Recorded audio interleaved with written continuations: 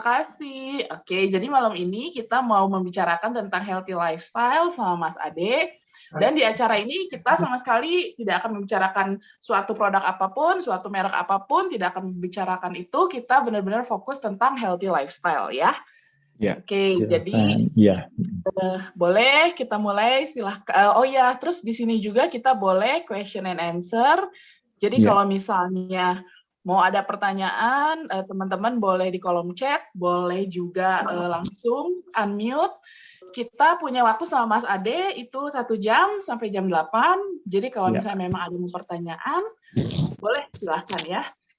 Silvi, boleh sama mungkin ada yang mau ditanyakan, silahkan. Malam Mas Ade, malam semua teman-teman. Ya, selamat malam Mbak. Iya.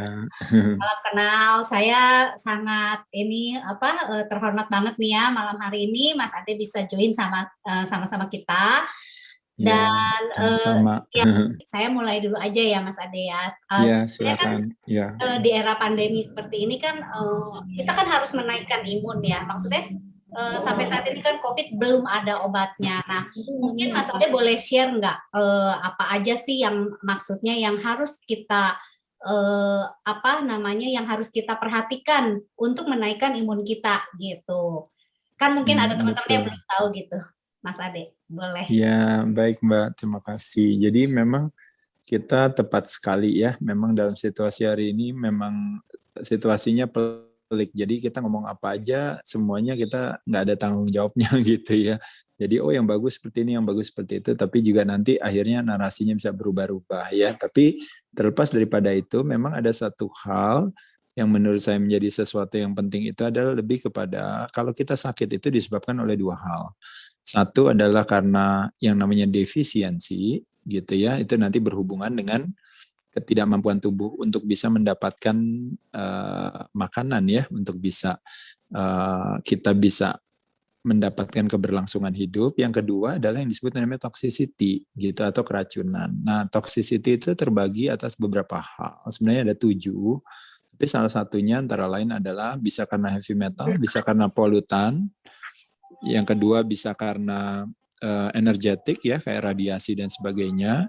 Lalu bisa karena proses fooding juga, proses makanan itu sendiri ya, kayak misalnya pestisida, GMO dan sebagainya. Lalu juga toxicity bisa terjadi karena mungkin secara emosional, secara spiritual. Nah, kalau kita berbicara yang namanya virus itu masuk atau bakteri atau parasit atau jamur, kuman tepatnya adalah masuk ke dalam kategori yang disebut dengan namanya opportunistic.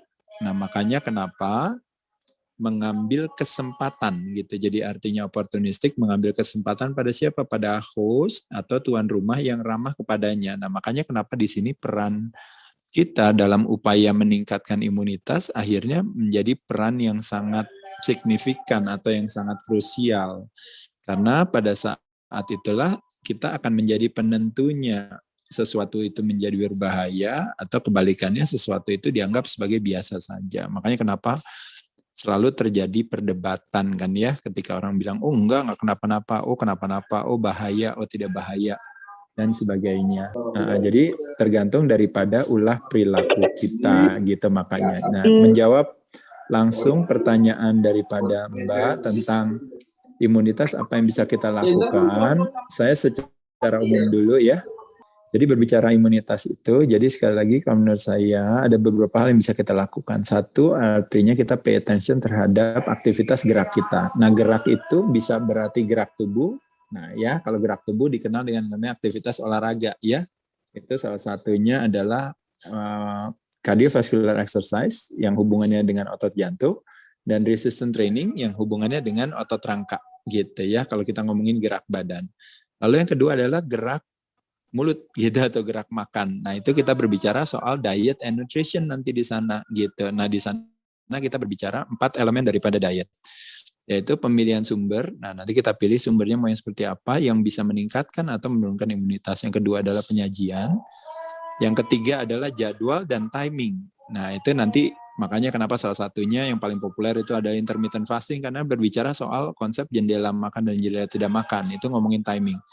Dan yang terakhir adalah jumlah. Nah, jumlah itu lebih kepada yang mungkin teman-teman sering dengar ada namanya calorie restriction, calorie deficit, calorie surplus dan sebagainya, itu pemaknaan atau terminologi tentang betapa kalau seandainya kita mau menaikkan dan menurunkan berat badan, ada peran kalori di sana. Tapi kembali lagi tidak ada yang benar, tidak ada yang salah. Tapi nanti teman-teman boleh tanyakan kepada saya. Tapi secara umum saya menjelaskan bahwa 1 ada aktivitas gerak badan, 2 ada aktivitas gerak mulut atau makan, dan 3 ada aktivitas yang namanya gerak nafas. Nah itu adalah kita taking charge of our life energy through breathing control gitu. Dan yang terakhir adalah yang disebut namanya gerak pikiran. Ketika kita ngomongin soal nanti adalah seperti hari ini ya, ketika kita mengadopsi kecemasan dan ketakutan gitu ya sebagai lifestyle kita gitu, dan kita berjaket kewaspadaan gitu. Tapi kenyataan yang terjadi,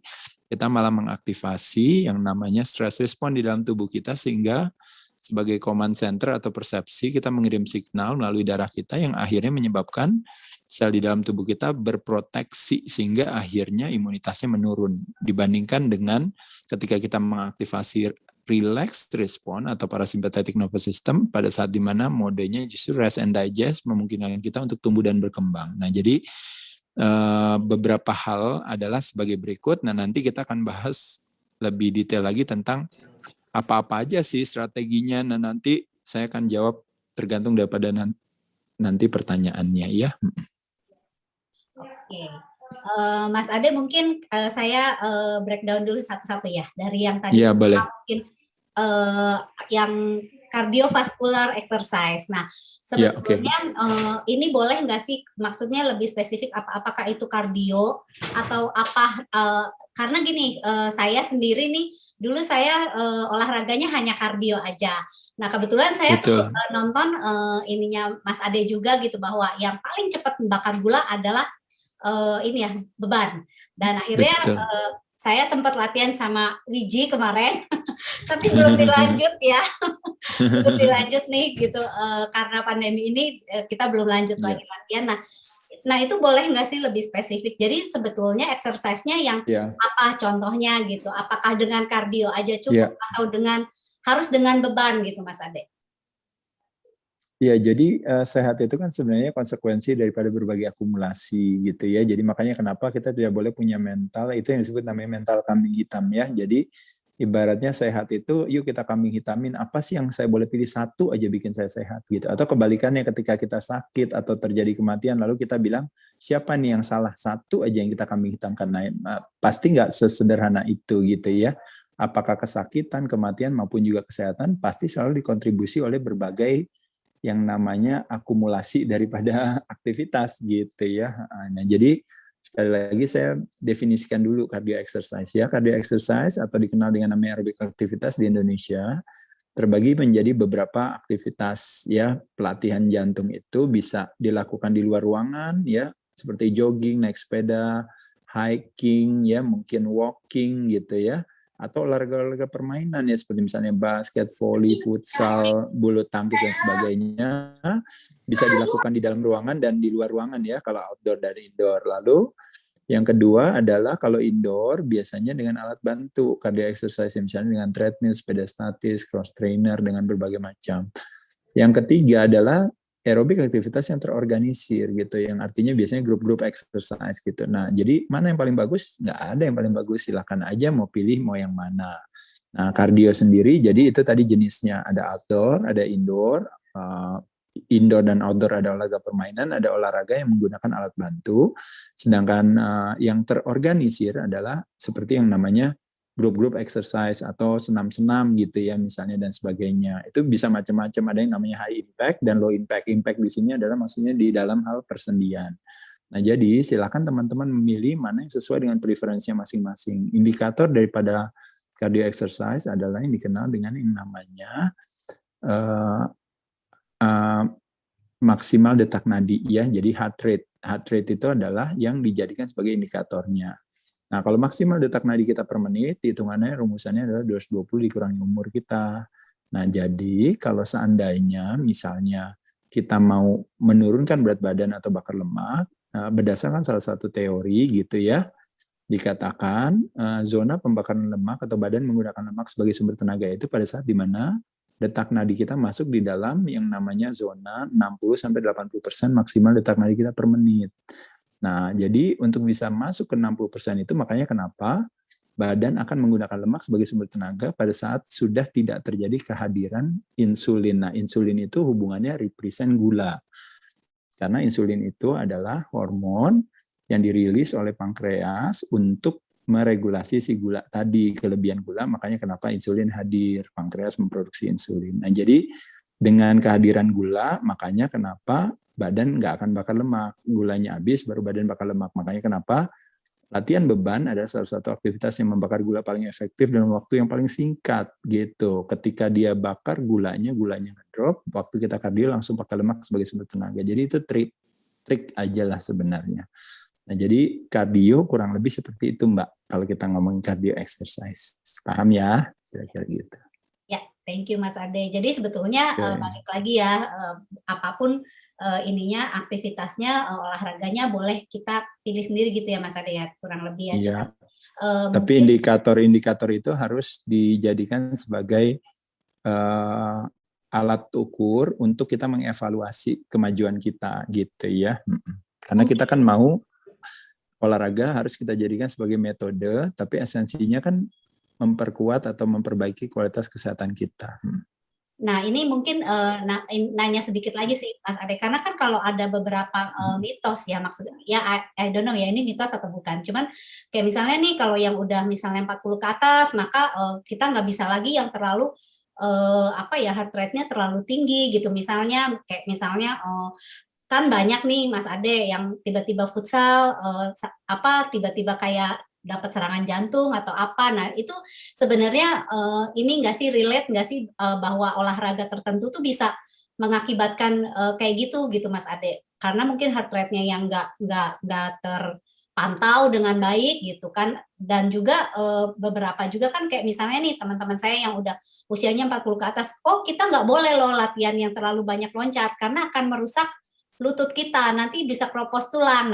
Nah ini kan yang beredar di luaran nih Mas Ade. Nah mungkin boleh diklarifikasi nggak kan? Iya. Jadi sekali lagi memang makanya kenapa tadi saya katakan pemahaman itu ada fondasi daripada sebuah kepatuhan gitu ya. Kayak kita patuh mau berolahraga, mengatur pola makan karena ada pemahaman gitu. Nah kalau seandainya nggak ada pemahaman, makanya jadi kita mentalitasnya selalu mentalitas kambing hitam kayak tadi. Jadi yang salah nanti futsalnya, yang salah nanti sop kaki kambingnya, yang salah durennya, yang salah nanti badmintonnya dan sebagainya. Nanti terakhirnya yang salah juga umurnya atau usianya gitu. Padahal umur kan nggak ada hubungannya. Umur kronologis kalender makin hari ya makin tua. Tapi yang dibutuhkan itu sebenarnya lebih kepada umur biologis dan psikologis.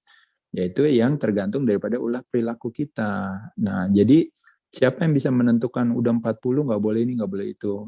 Yang ngomong gitu kan kembali lagi karena keterbatasan informasi. Siapa yang bisa menyamaratakan semua orang umur 40 sama kan nggak ada gitu. Yang membuat umur seolah-olah yang menjadi masalah bagi kita adalah karena biasanya sejak muda kita berinvestasi ulah perilaku yang buruk. Makanya ketika investasi itu mengalami apresiasi, dalam hal ini yaitu ketika sakit itu hadir, gula darahnya naik, tekanan darahnya naik, ya kolesterolnya juga jadi akhirnya harus hadir lebih banyak dan sebagainya, itu kan disebabkan karena ulah perilaku kita gitu. Jadi sama sekali kembali lagi most of disease itu hampir 95% itu adalah mostly are kalau istilahnya namanya berbagai penyakit-penyakit yang kalau istilahnya non-communicable disease gitu atau yang disebut dengan namanya penyakit PTM, penyakit tidak menular.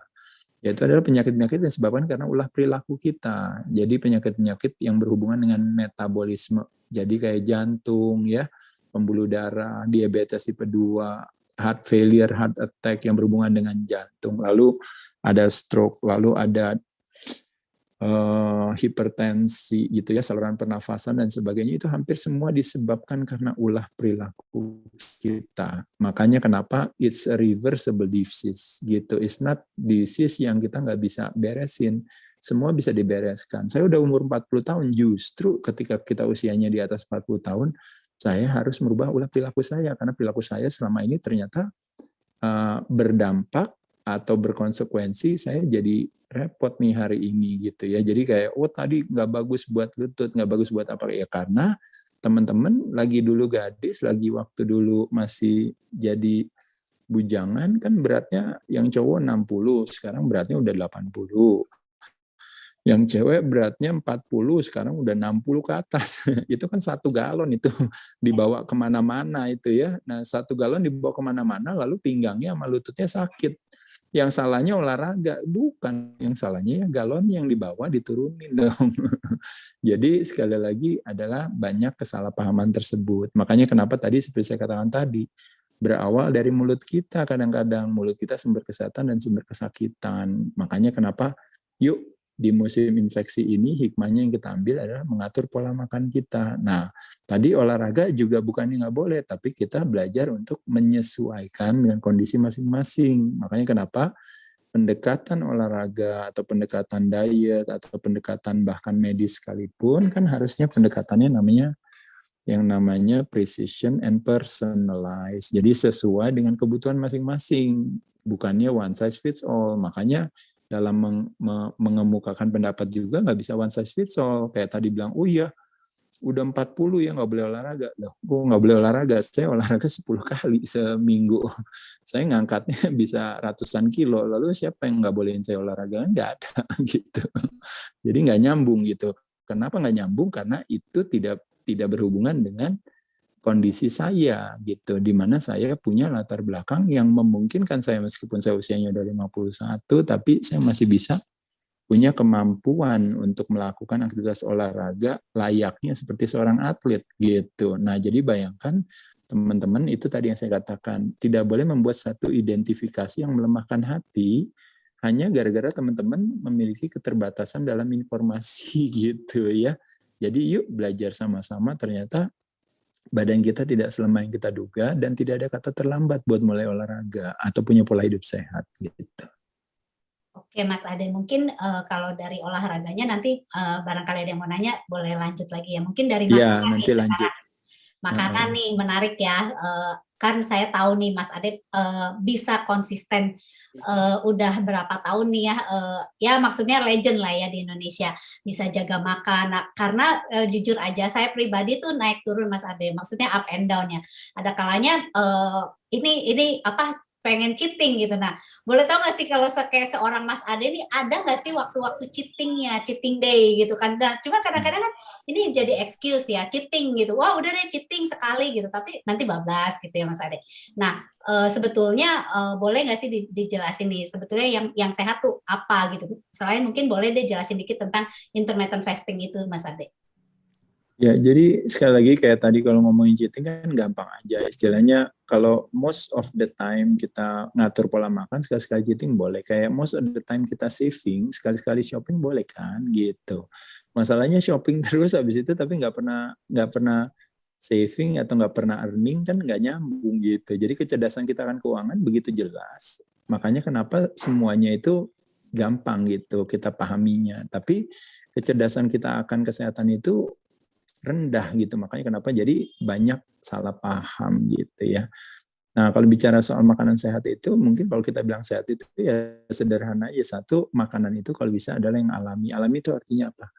Yang bisa dipetik, yang bisa ditangkap, yang bisa digali, yang bisa apalagi ya, yang diambil yang gampang. Jadi bukan yang berasal dari kotak atau kantong atau misalnya dari kaleng gitu ya. Jadi segala makanan-makanan yang istilahnya memiliki kandungan vitamin mineralnya yang masih sangat tinggi, essential amino acid yang baik, essential fatty acid yang bagus, yang alami gitu ya. Nah, sedangkan kebanyakan dari kita kan makanannya adalah makanan-makanan proses ya, kalengan, kerdusan dan sebagainya.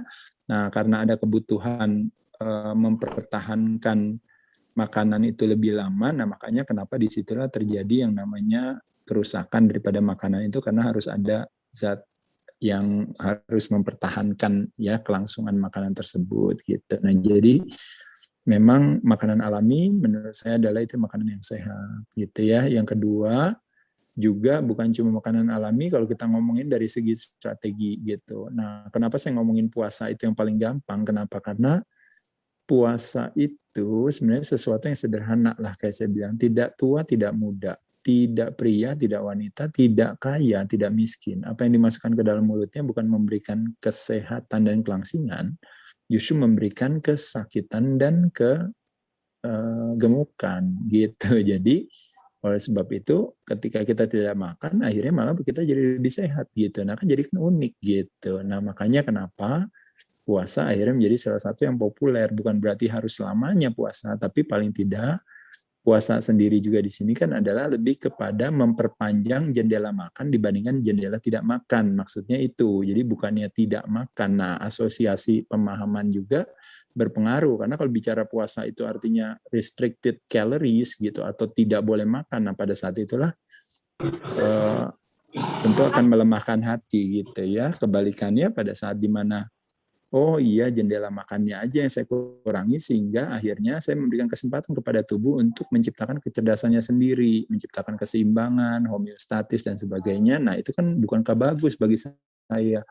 Apalagi dengan saya makannya sedikit, akhirnya memberikan kesempatan kepada lemak-lemak yang ada yang menjadi cadangan di dalam tubuh saya itu bisa dipakai gitu. Karena saya nggak tergantung dengan karbohidrat terus-menerus atau gula, atau yang dikenal dengan yang namanya unstable energy yang kayak roller coaster, tapi pelan-pelan saya mulai menggunakan lemak yang tidak dibutuhkan oleh tubuh saya yang berlebihan itu akan dipakai buat energi, dirilis energinya. Nah, jadi itu alasan kenapa puasa menjadi sesuatu yang menyenangkan. Itu pun juga bukan puasa dry fasting, tapi lebih kepada puasanya hanya tetap masih boleh minum, tetap boleh ngapain, cuma hanya gulanya aja yang dikurangi gitu. Nah, kurang lebih itu, Mbak. Nah, Mas Ade mungkin apa namanya yang intermittent ini mungkin ada beberapa yang masih belum tahu ya. Maksudnya itu jendela makan tuh ada berapa aja sih dan apa maksudnya kayak kalau misalnya nih kayak misalnya nih saya intermittent gitu. Terus setelah kita waktu beres intermittent itu apa yang harus kita makan gitu misalnya? Apakah itu artinya kita bisa makan karbo sebebas-bebasnya gitu ya Mas Ade ya. Maksudnya apa gitu pilihannya, apakah buah? Nah ini kan buah juga nggak tahu ya.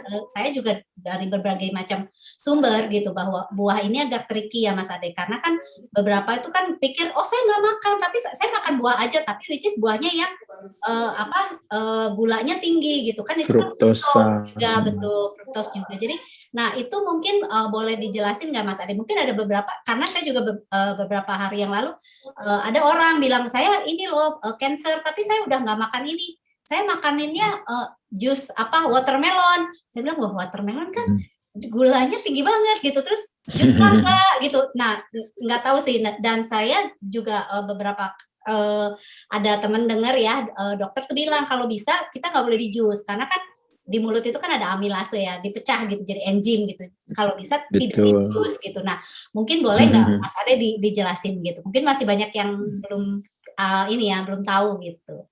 Ya baik. Jadi sekali lagi memang ya mungkin sebelumnya saya kasih tahu sama teman-teman dulu ya. Sebenarnya masalah ini kan memang juga sangat detail kalau kita mau menjelaskan, makanya perlu waktu yang panjang. Ya, nanti teman-teman ada waktu. Jam, ya. Iya, teman-teman ada waktu kalau mau belajar, saya punya YouTube namanya Dunia Adera, teman-teman belajar di sana itu semua ngomongin soal puasa ya. Salah satu introduction puasa bisa dicek di salah satu judulnya di Dunia Adera itu namanya Puasa 101. 101 itu artinya everything you need to know about puasa. Jadi konsep sederhana itu ibaratnya yang saya sering katakan kepada teman-teman sahabat saya yang gampang. Jadi 3 jam sebelum makan 3 jam sebelum tidur sama 3 jam setelah bangun tidur kita nggak masukin makanan, kita artinya sudah masuk ke dalam yang namanya intermittent fasting tadi gitu. Artinya kalau saya tanya sama teman-teman ya, hari kan 24 jam, saya tanya kira-kira tidur berapa lama? Oh kadang-kadang ada yang 6 jam, ada yang 7 jam, ada yang 8 jam. Nah saat itulah yang sebenarnya kita paling tidak makan cuma itu jendelanya, sedangkan selebihnya begitu mata kita terbuka atau melek, mulut kita udah langsung masukin makanan. Jadi di situ kita bisa lihat 18 jam itu kita makan hanya 6 jam yang kita tidak makan pada saat kita tidur saja. Nah sekarang bagaimana caranya kita rubah itu pelan-pelan dari yang 18-nya jadi tidak makan, yang 6 jamnya kita makan. Nah, jadi hanya kita bermain di angka itu aja coba aja. Jadi cuma nggak langsung masuk ke 18 jam. Kita masuknya dulu aja ke 12 jam 50-50 kan gampang gitu kan. Makanya kenapa saya bilang tadi kalau 50-50 itu gampang sekali. Hanya cuma 2 jam sebelum tidur sama 2 jam pas pas bangun tidur kita tidak makan itu udah masuk 12 jam. Kalau 3 jam itu udah masuk 14 jam gitu. Sesederhana itu aja. Nah, pada saat itulah kita akan bisa melihat, oh ternyata persentase kita tidak makan itu bisa lebih banyak daripada kita makan. Nah, pada saat itulah otomatis badan kita pasti lebih sehat. Kedua, pertanyaan Mbak tadi, boleh nggak saya makan yang hancur ini Pak? Loh, orang tadi makan hancur aja kan 18 jam.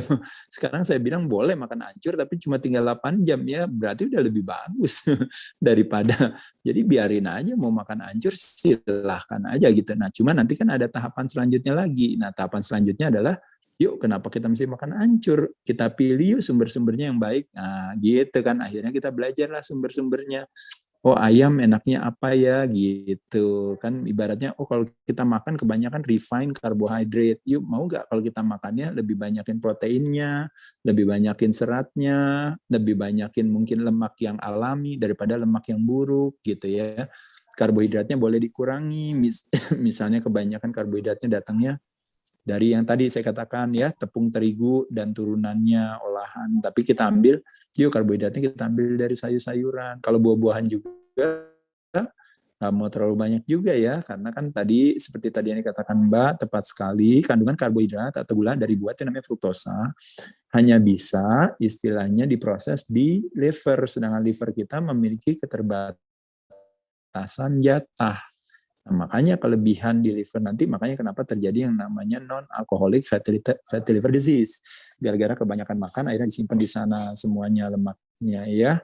Nah, jadi oleh sebab itu, teman-teman sekalian, itu yang mesti kita pahami. Nah, kalau tadi soal jus, lebih kepada tepat sekali. Jadi sebenarnya buah-buahan dan sayur-sayuran itu, kita hanya membutuhkan yang namanya ludah kita, atau yang namanya salivary amylase. Itu pH-nya neutral di 7. Itu memungkinkan kita untuk mencerna makanan-makanan tersebut. Tapi ketika kita mencerna makanan seperti protein dan lemak, maka otomatis kita membutuhkan pH yang lebih rendah. pH yang lebih rendah itu akan menggambarkan peningkatan tingginya keasaman. Jadi artinya semakin tingkat keasaman semakin tinggi, pH semakin rendah, maka memungkinkan bagi tubuh untuk mengaktifasi enzim sebagai kendaraan atau sebagai alat di tubuh kita untuk mencerna si makanan itu. Nah, masalahnya yang terjadi adalah kebanyakan dari kita karena stres, karena pola makan yang buruk, karena satu dan lain hal tidak memungkinkan bagi kita untuk mencerna makanan dengan baik gitu sehingga akhirnya kita tidak bisa memproduksi yang namanya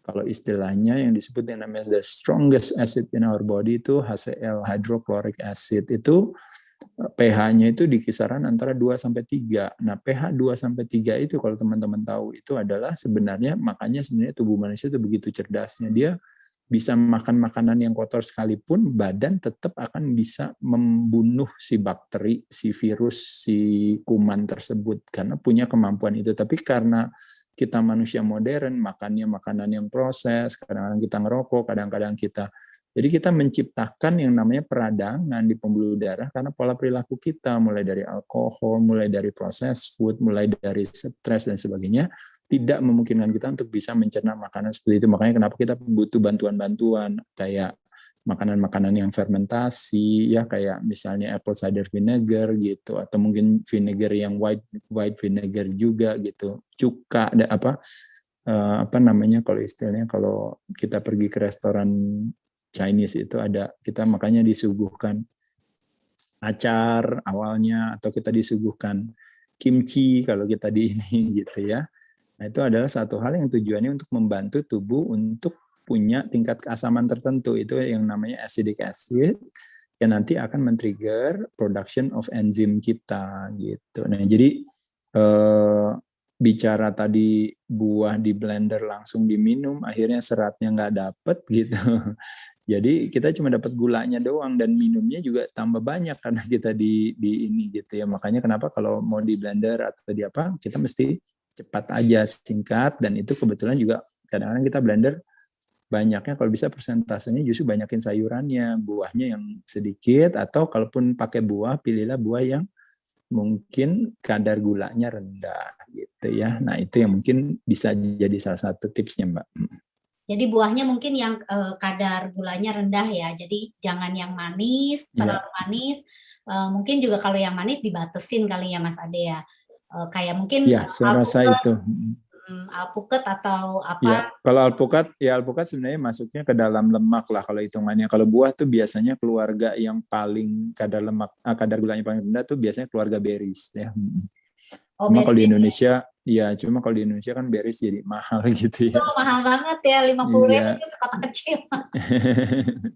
Iya, atau keluarga apel lah, boleh lah. Iya. Okay. Makan sama kulitnya ya. Oh gitu ya. Jadi makan sama kulitnya ya. Jangan di jus ya. Karena biasanya kalau di jus juga jadi buahnya jadi banyak ya. Nggak cuma satu kan gitu kan. Karena kecil gitu sedikit, nggak kenyang jadi banyak malah. Itu kan gula semua.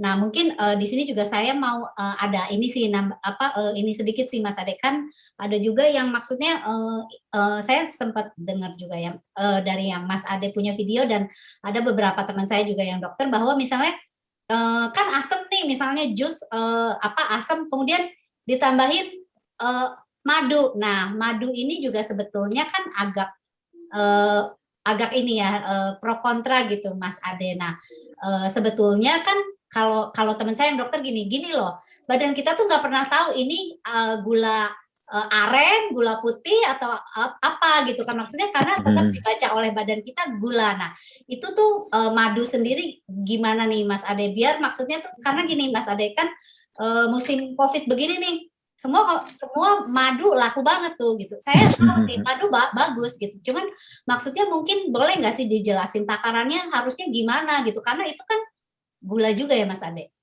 Iya. Jadi memang kalau madu memang pada dasarnya memang masuk kategorinya gula ya. Jadi otomatis madu kita konsumsi kan udah pasti insulin hadir. Tapi balik lagi kayak saya katakan tadi, cuma kandungan makanan itu gitu kan, ibaratnya kandungannya kan juga berupa kompilasi gitu ya. Makanya kenapa madu tertentu ini dia punya kandungan-kandungan lain yang memang memberikan kebaikan bagi kita, ya boleh aja, nggak ada masalah. Cuma pertanyaannya adalah kita punya nggak kemampuan untuk bisa mengkonsumsikan madu gitu. Kalau kayak saya misalnya ngangkatnya ratusan kilo, bagi saya madu jadi bermanfaat kan karena nggak kenapa-napa. Mungkin kan bagi saya untuk bisa saya punya yang namanya, kalau istilahnya itu state of metabolic flexibility atau yang dikenal yang namanya phenotype itu mungkin terutama anak muda itu kan tinggi, makanya kenapa dia bisa makan karbo lebih banyak gitu. Tapi bagi teman-teman kita yang orangnya udah makin tua, otomatis phenotype-nya akan lebih rendah gitu, karena jadi state of metabolic flexibility-nya nggak memungkinkan kita untuk makan terlalu berlebihan. Nah jadi kayak kita makan dalam timing tertentu, mungkin habis latihan gitu, atau kita pakai buat melakukan aktivitas olahraga atau misalnya apa, ya boleh saja, kenapa enggak, apalagi madunya dari kualitasnya misalnya dari yang baik, yang apa. Tapi poinnya kita tetap tidak boleh mengindahkan untuk bilang bahwa pada dasarnya madu itu adalah memang masuk di dalam kategori kalau nanti tubuh mengkonsumsikan gula, bukan nggak salah, tapi kelebihan tentu otomatis potensi disimpan di dalam sel lemak, dia yang akan berkontribusi gitu ya. Jadi dia yang akan menyebabkan, makanya berbagai penyakit itu salah satunya disebabkan karena resistensi insulin gitu, karena kebanyakan gula termasuk dari madu gitu. Artinya sebetulnya Mas Ade mungkin berarti yang orang ada diabetes juga nggak boleh konsumsi madu ya? Atau gimana nih? Karena kan insulin. Ya itu yang kayak saya bilang tadi, jadi gini, nggak boleh salah pahamnya gini loh, sesuatu yang misalnya ada kebaikan kan diangkat ya. Makanya kenapa kan tadi kemarin di salah satu video saya ngomongin yang soal mitos langsing itu gitu. Jadi kebaikannya nggak boleh disalahin, bahwa madunya misalnya ada kebaikan-kebaikan dari madu tersebut, diangkat nggak ada masalah. Tapi pokoknya ingat aja, kita punya kapasitas untuk mengkonsumsikan gula makanya kenapa kita latihan beban, karena latihan beban itu kita punya kemampuan untuk meningkatkan yang namanya sensitivitas insulin gitu. Jadi nggak ada insulin aja itu gara-gara kita makan madu tadi, gula itu ibaratnya gula yang ada di badan kita itu diserap langsung sama si ototnya, karena ototnya kan latihan terus gitu ya. Jadi otomatis dianya kepengen terus gitu, kepengen minta gulanya tersebut gitu. Udah itu kita rajin latihan, ototnya kita banyak. Skeletal muscle is the largest site of glucose disposal, tempat pembuangan gula terbesar ada di otot kita. Hampir 60% badan kita isinya otot semua, otot rangka ya. Nah jadi memungkinkan, jadi sekali lagi seperti saya bilang tadi, tidak boleh kambing hitamkan gitu loh. Jadi jawabannya adalah pasti precision and personalized. Jadi kambing hitamin madu, bau madu itu jelek ya pasti salah, atau mengkambing hitamkan bau madu itu bagus ya pasti salah juga gitu. Bagus dan jelek tergantung daripada masing-masing orang. Itu yang maksud saya. Jadi itu kayak mitos nomor 1 tentang makanan. Jadi kenapa kita harus bilang dia jelek gitu, atau kebalikannya kenapa kita harus ngotot mau mengagungkan dia dengan bilang dia bagus? Kan nggak begitu, karena setiap orang makanan yang bagus bagi dia bisa jadi jelek bagi orang lain dan sebaliknya. Oke, thank you Mas Ade. Mungkin saya buka forum dulu ya Mas Ade ya, barangkali ada Ya, yang mau nanya nih.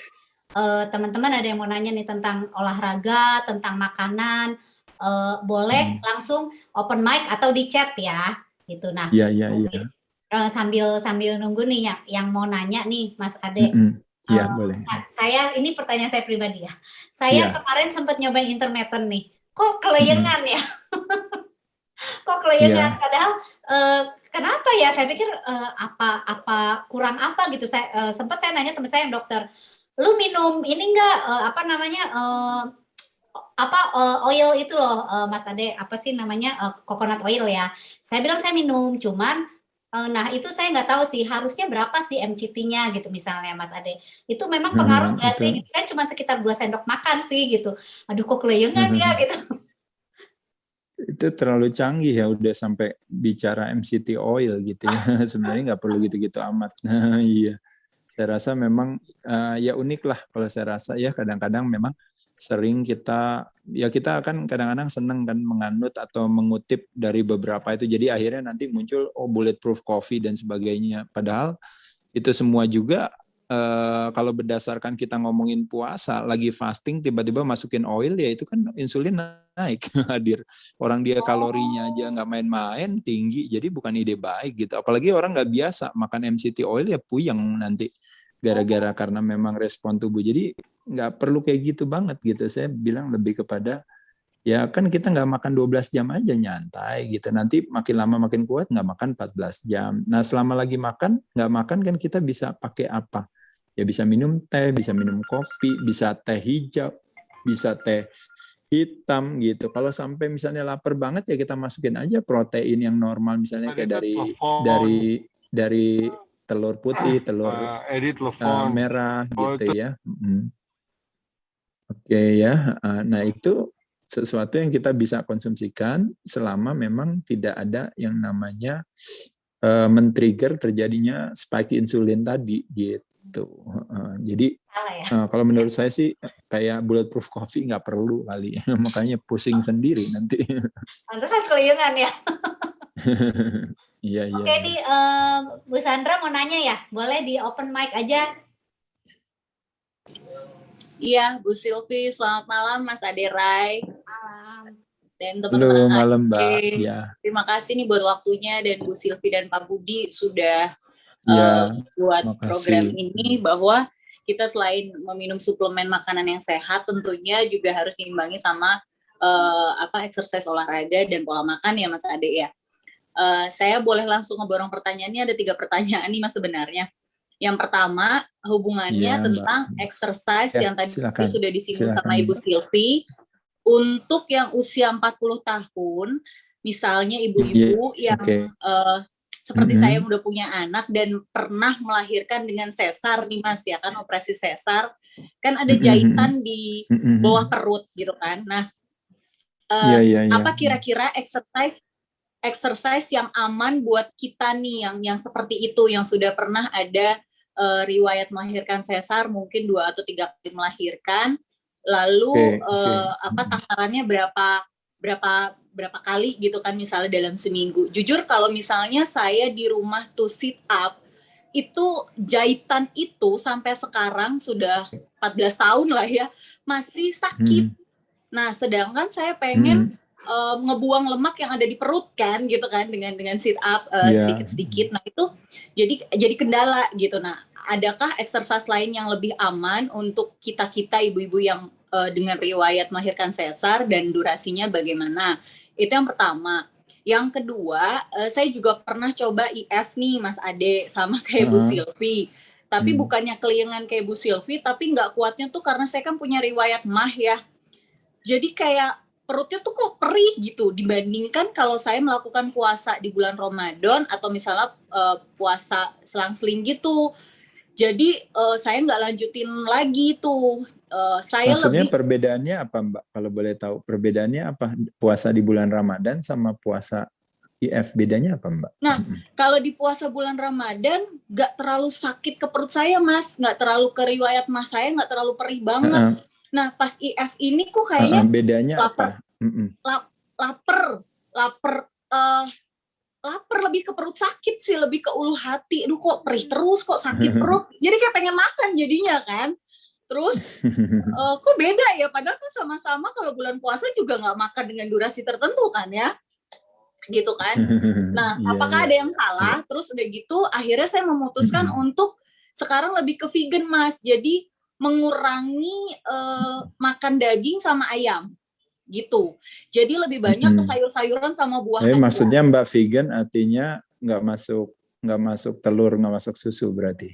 Iya, nggak. Saya nggak masuk dan nggak tepung ya, gluten free. Jadi tepung pun saya ganti gitu kan. Jadi lebih ke itu aja, yang penting makan tapi sayur, lebih sayur sama buah. Akhirnya lebih begitu. Nah, apakah orang-orang seperti saya yang punya riwayat MAH bisa tetap gitu Mas kalau mau IF gitu. Itu yang kedua. Nah, terus yang ketiga, kalau minum jus putih telur dengan buah pisang dan chia seed, apakah itu bagus gitu? Karena saya pernah. Putih telurnya matang apa mentah, Mbak? Matang, direbus. Oh, matang. Oke. Jadi putih telurnya direbus, di jus atau di blender sama buah pisang, sama chia seed, tambah almond milk atau air. Nah, apakah itu benar-benar bagus? Karena saya pernah dikasih tahu sama pelatih olahraga gitu kan ya, waktu latihan di rumah dikasih tahu kalau buat kuat fisiknya seminggu sekali atau seminggu 3 kali minum itu, gitu Mas. Oke. Iya. Itu Silvi 3 pertanyaan. Mudah-mudahan pertanyaan saya mewakili ibu-ibu yang pernah sesar, terus teman-teman yang juga punya riwayat MAH dan pengen bisa tetap sehat. Terima kasih Mas Ade Rai. Ya, makasih Mbak. Ya, baik. Terima kasih. Saya langsung jawab dulu yang pertama ya, langsung ya. Boleh ya Mbak ya. Dengan tadi Mbak Sandri ya. Mbak Sandra ya? Sandra. Iya, Sandra. Ya, Mbak Sandra. Iya, Mbak Sandra. Oke, terima kasih Mbak Sandra. Jadi sekali lagi ya Mbak Sandra ya, kalau kita bicara soal postpartum gitu ya, jadi kayak orang-orang yang berhasil melahirkan dan sebagainya, lalu memang jadi memang ada suara sebentar. Iya. Jadi memang kalau seandainya kita berbicara dalam masa ketika terjadinya recovery tersebut ya, jadi misalnya grace period lah gitu ya, jadi makanya kenapa perlunya koordinasi gitu ya, yang namanya dunia fitness dengan dunia medis itu kan kayak gitu ya, jadi bukan cuma dalam urusan begitu selesai baru melahirkan, atau mungkin ada yang baru habis kena stroke, ada yang mungkin baru habis cedera atau operasi, akhirnya harus rehabilitasi, makanya kenapa di situ salah satunya ada peran itu ya, namanya fitness medicine namanya gitu ya. Nah, jadi nomor 1 adalah make sure dulu kalau kita memang siap untuk melakukan aktivitas olahraga. Nggak memungkinkan kan masa aktivitas olahraga akhirnya jadi wah jahitannya jadi pengaruh, jadi itu apa, karena seolah-olah jadi salah itu. Nah, pokoknya kembali lagi seperti saya katakan tadi, mentalitas kambing hitam mesti dihilangkan, nggak ada hubungannya, ibaratnya habis melahirkan nggak boleh latihan, atau kebalikannya habis melahirkan harus latihan. Dua-duanya jawabannya nggak seperti itu. Sesuai dengan kondisi masing-masing aja.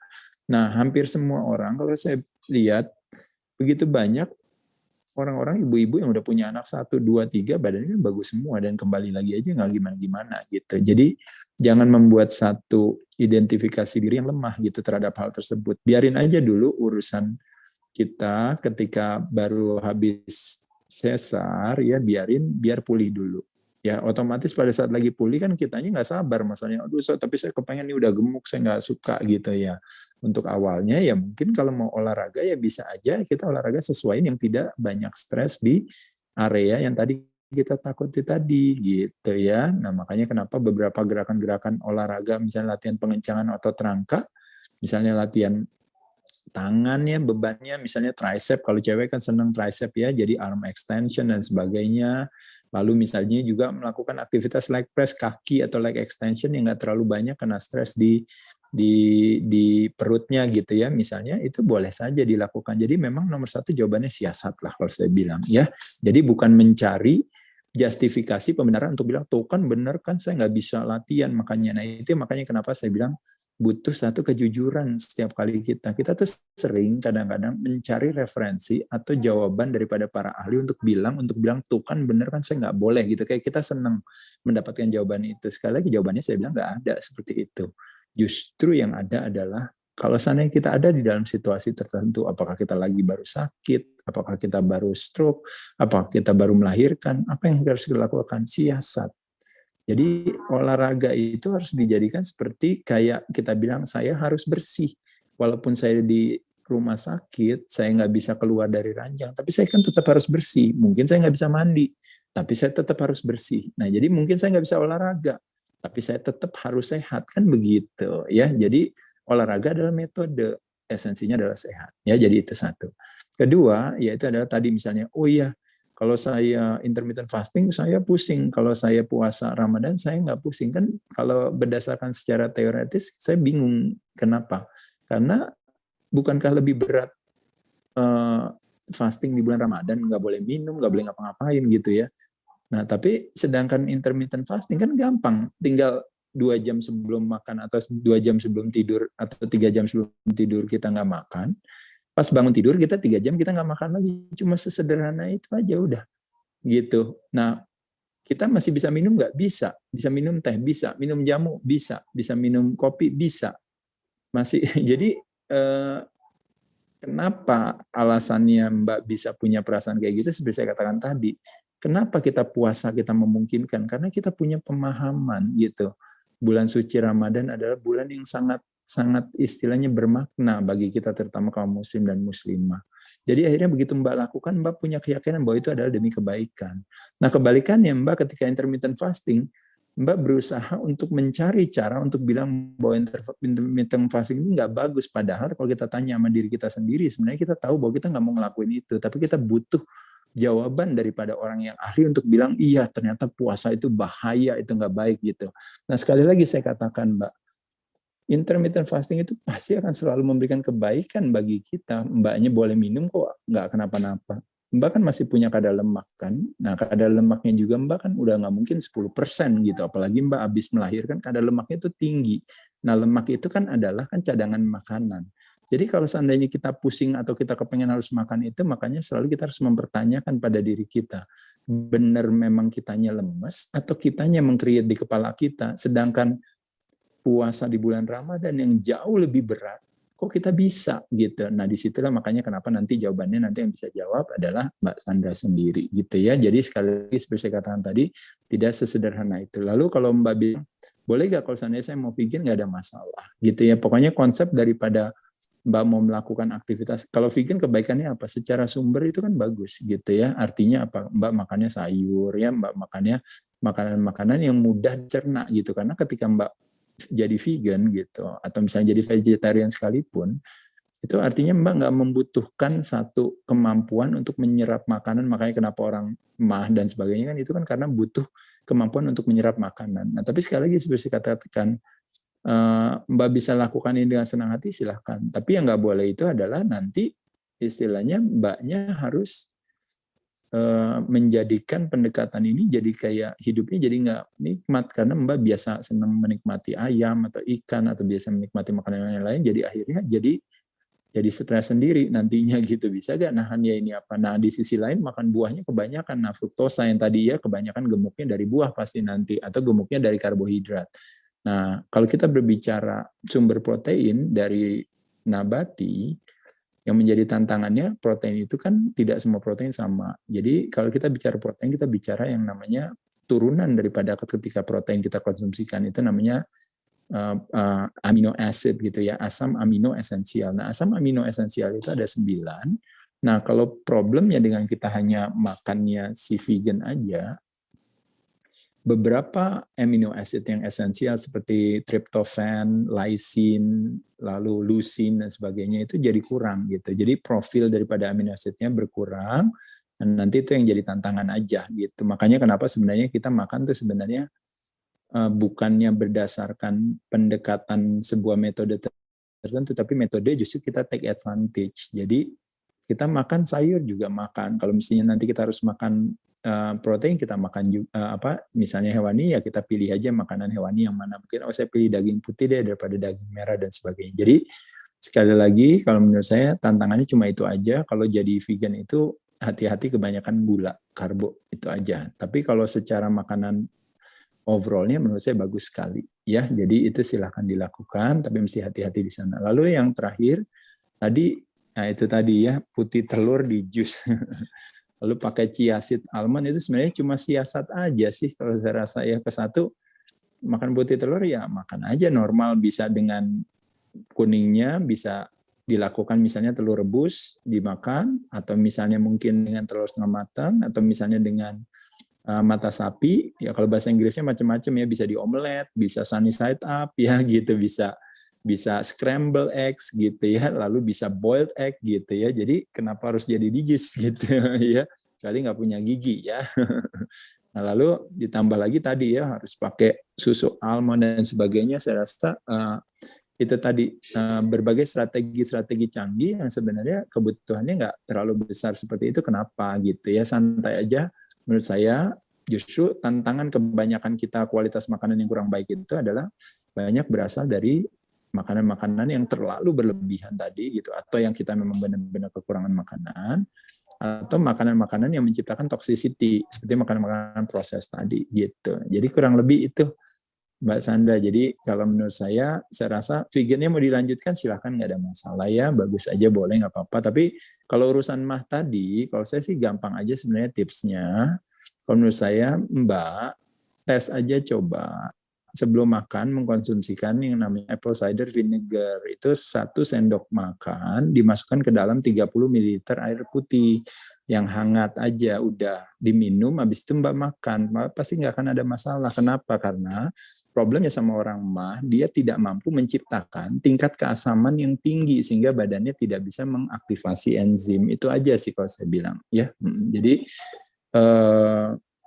mah itu bukan kayak bawaan gitu ya, lebih kepada karena memang mungkin jangan-jangan banyak hal, termasuk juga stres dan sebagainya ya. Kurang lebih itu. Makasih Mbak.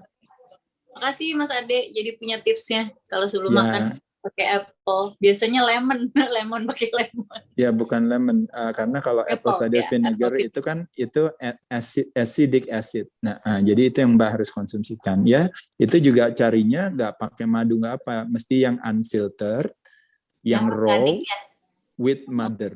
Ya, saya kasih tahu lagi, 1 unfiltered, 2 raw, 3 with mother. With mother itu artinya jadi benar-benar masih ada polutannya gitu. Jadi jangan beli apple cider vinegar yang with honey atau with sugar atau apa, enggak, jangan ya. Siap. Terima kasih. Ya, selamat ya Mbak Sandra. Oke, Mas Ade nih ada pertanyaan nih, katanya di chat nih ada udah makan sedikit, sehari apel cuman 1, makan pagi apel, siang makan nasi dikit, makan malam maksimal 5:30, badan ya itu defisiensi. Itu yang namanya defisiensi. Pertama malah milihnya buah, kedua makan nasi sedikit gitu. Jadi udah pilihan sumbernya aja udah salah-salah semua kan gitu ya. Dan habis itu secara kuantitas, jadi secara kualitasnya buruk, secara kuantitasnya dikit. Nah, jadi bisa bayangin nggak? Artinya, wah, terus gimana nih saya gitu. Nah, jadi ingat sekali lagi, diet itu bukan menyiksa, ya. Nggak ada orang kaya yang merasa dirinya tersiksa, hidupnya susah. Karena dia harus mengatur uang. Justru orang kaya itu saking jagonya dia ngatur uang, jadi hidupnya nikmat. Karena dia bisa ngatur. Ini saya pakai buat investasi di sini, saya pakai buat di situ. Dia saking pinternya mengatur sehingga hidupnya nikmat gitu. Nah, paham ya kalau dalam hal kecerdasan akan keuangan. Nah, kecerdasan dalam hal kesehatan, kita harus proses diet itu harus sesuatu yang menyenangkan. Jadi kalau tadi kita sibuk hanya untuk beat ourselves up dengan cara kayak begitu, saya rasa bukan ide baik. Justru makanya kenapa saya bilang, it's not about restricted calorie, it's not about yang namanya deficit calorie, itu problemnya adalah terminologi itu melemahkan hati sih gitu. Karena di situ terjadi yang namanya pemaksaan untuk dibatasi. Gitu. Nah, makanya kenapa badan akhirnya membuat satu keseimbangan gitu dengan menciptakan defensif itu gitu. Makanya kenapa saya bilang fasting, puasa itu cara yang gampang. Kenapa? Karena badan nggak akan kenapa-napa. Dia akan cerdas, mencari jalan karena nggak dikasih makan. Dia bilang, saya akan pakai lemak sebagai sumber tenaga. Makanya teman-teman boleh baca buku, salah satunya namanya Dr. Jason Fung, itu buku tentang obesity code gitu ya. Di situ disebutkan badan kita analoginya seperti kulkas, lemari es ya. Di freezernya masih banyak makanan, tapi kita justru parameter atau indikator kita di chiller, selalu ngelihat yang di bawah, wah kosong beli makanan lagi, padahal makanan di atas masih banyak. Jadi makanan di perut kita tuh masih banyak gitu. Yang ada kita malah nggak memakai itu. Nah, makanya kenapa yuk sedikit kita belajar tentang itu. Makanya saya tidak bisa jelaskan secara detail karena waktunya terbatas. Ini juga udah mau jam 8 ya. Saya kebetulan ada suhu yang lain, tapi saya terima kasih nih teman-teman kasih saya banyak pertanyaan yang bagus. Mudah-mudahan banyak manfaatnya. Nanti teman-teman silahkan juga ya. Kalau saya bikin Dunia Adera itu di YouTube itu murni lebih kepada kayak ingin menjelaskan aja kepada teman-teman itu tentang apa yang tadi baru saya sampaikan ya. Teman-teman mesti rajin belajar, karena kalau nggak ada keinginan buat belajar, terakhirnya hanya for the sake of nanya, tapi kita tahu bahwa, saya tahu bahwa ibaratnya itu teman-teman nggak lakukan gitu. Makanya kenapa teman-teman punya masalah di sana gitu ya. Yuk kita mulai pelan-pelan belajar dengan sebuah pemahaman, akhirnya nanti kedisiplinan itu atau kepatuhan itu dengan sendirinya akan hadir.